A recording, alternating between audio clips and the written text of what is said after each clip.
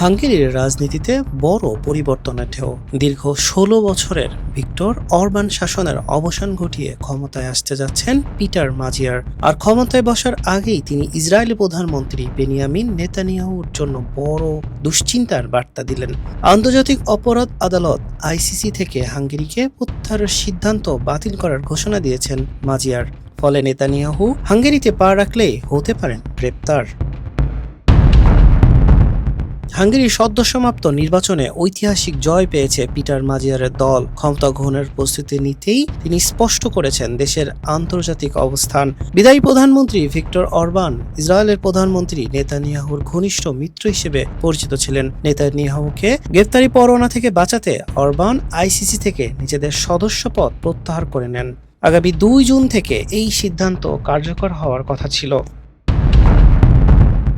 ২০২৪ সাল থেকে গাজায় যুদ্ধ অপরাধের অভিযোগে নেতানিয়াহুর বিরুদ্ধে আইসিসির গ্রেপ্তারি পরোয়ানা জারি রয়েছে। আইসিসির সদস্য দেশ হিসেবে হাঙ্গেরির আইনি বাধ্যবাধকতা রয়েছে পরোয়াভুক্ত ব্যক্তিকে গ্রেপ্তার করার। অরবান সরকার সেই বাধ্যবাধকতা এড়াতেই আদালত ত্যাগের পথে হাঁটছিলেন।